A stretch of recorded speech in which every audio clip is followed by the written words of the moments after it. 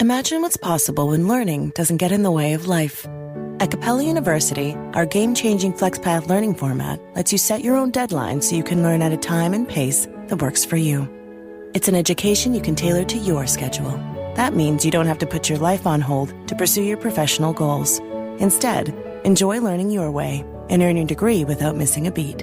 A different future is closer than you think with Capella University. Learn more at capella.edu.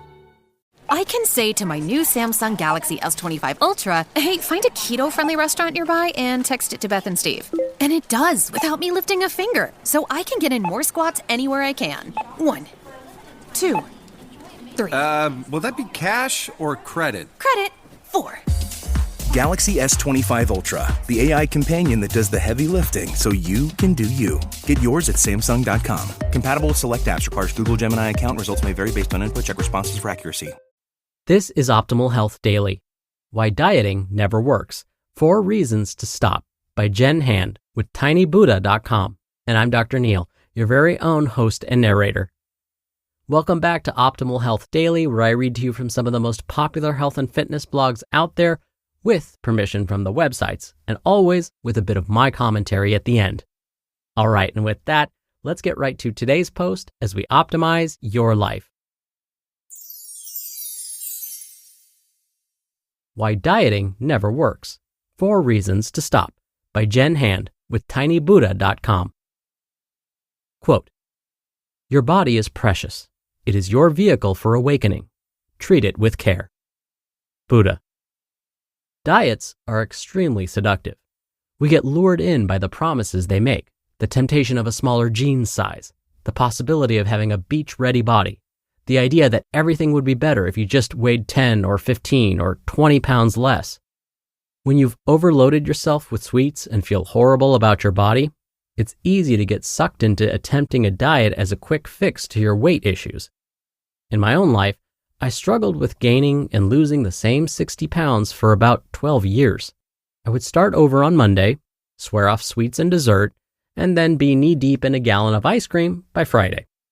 If there was a diet out there, I tried it. Cleanses, detoxes, paleo, South Beach, Atkins, the Zone Diet, Weight Watchers, and even diet pills.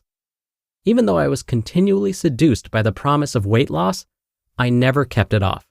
I would inevitably end up failing miserably, but would still be seduced by the promise of, well, next time I'll really stick with it. So when you're seduced by the promise of weight loss and tempted to start another diet, let me save you weeks of frustration and tears with what I learned in my 12 years of dieting. Here's why another diet is never the answer. Diets fail 100% of the time. Diets fail because there is an on and an off. If you go on something, at some point in time, you have to go off of it. Yes, you may lose weight initially. You may drop a size or 2 from not eating carbs, but in 6 months, a year, or 5 years, has the weight come back? No one can sustain the "I'm eating only fruits, vegetables, and chicken" diet forever. When you rigidly restrict what you eat, eventually you'll get to a point where you give in. This inevitably leads to a slippery downhill slope of overeating and then starting over the next day.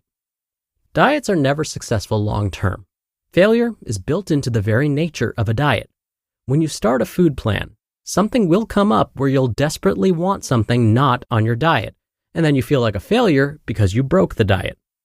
Diets always measure success in days, weeks, or months, because the reality is, it never lasts long term.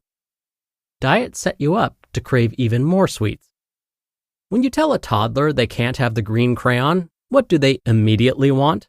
The green crayon. They throw a temper tantrum if you won't give them the green crayon. After a while, you get so sick of them screaming about the crayon that you give it to them so they'll stop their tantrum. And so it is with dieting. You tell yourself you can't have cake, cookies, bread, or chocolate. So what do you think about all day long? The cakes, cookies, bread, and chocolate. You're consumed with it, you dream about it, and you fantasize about ways you can eat one piece of cake without having it count. Your forbidden foods seem to be consuming your thoughts, and soon you're so sick of fighting an internal battle and thinking about cakes and cookies 24/7 that you give in, so all of the fighting stops. The nature of something being forbidden means you're much more likely to want, need, and crave it. Diets take you further and further away from learning to listen to your body. Diets work in direct opposition to intuitive eating. They're based on strict rules and foods you can't eat. There isn't room to check in with your body, allow your needs and wants to arise, and nourish your body accordingly. Success is based on adhering to a system that's prescribed. If there are rules you have to abide by, you can bet that the diet does not encourage listening to your body. Instead of learning how to tap into your body's own intuition, you only eat what's on the list of acceptable foods. Lasting weight loss requires that you are in touch with your body, that you understand what it needs and wants, and that you pay enough attention to yourself that you are aware of how and why you use food. And when you diet, it takes you farther away from listening to your own body's wisdom. Diets create a sense of separation from yourself. Because diets operate on strict rules and guidelines, it creates a sense of separation from your body. Your body becomes this thing that you're fighting against. You wage war on it, you deprive it, and you punish it. The sense of separation grows as you work against your body, attempting to punish it into a place of weight loss.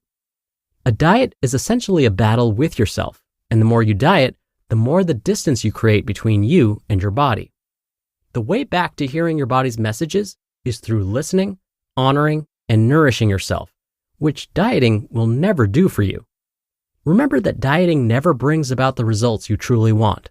Lasting change begins with awareness, love, and self-compassion as you start to understand your food patterns and behaviors.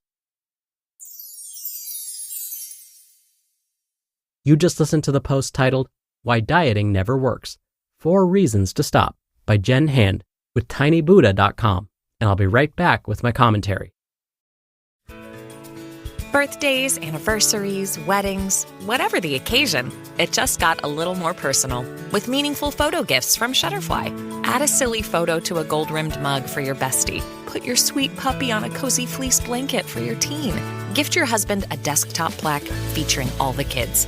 Enjoy 40% off orders over $29 with code POD40 at Shutterfly.com and make something that means something. Your data is like gold to hackers. They're selling your passwords, bank details, and private messages. McAfee helps stop them. Secure VPN keeps your online activity private. AI-powered text scam detector spots phishing attempts instantly. And with award-winning antivirus, you get top-tier hacker protection. Plus, you'll get up to $2 million in identity theft coverage, all for just $39.99 for your first year. Visit McAfee.com. Cancel anytime. Terms apply. Dr. Neal here for my commentary. Now, on the surface, we may wonder whether self-compassion really helps with weight loss and weight management. I mean, it seems to go against conventional thinking about losing weight, right? To lose weight, we need to restrict ourselves somewhat. We need to reduce our intake of things we might enjoy and increase our levels of discomfort by moving our bodies in ways we may not always enjoy. Plus, we may experience feelings of shame and stress for not meeting our body weight goals. So how can self-compassion possibly fit into this? Well, studies have looked at how self-compassion may help with weight loss and weight management, and sure enough, found that self-compassion can coexist with all of these other things. Self-compassion is all about forgiving ourselves when we may have a lapse in our behaviors or getting through those seemingly endless plateaus in our progress. In fact, a published meta-analysis found that when people practiced self-compassion when trying to lose weight, they tended to have healthier habits and experienced more weight loss. And these healthier eating habits and weight loss didn't just happen over the short term, but tended to stick over the longer term. So the authors concluded that self-compassion can be useful for weight loss. If we've spent too much time being hard on ourselves for not reaching a specific goal we've set, why not try self-compassion instead? All right, that'll do it for today. Thank you so much for listening and being a subscriber or follower of the show. I hope you have a great rest of your day, and I'll see you back here tomorrow where your optimal life awaits.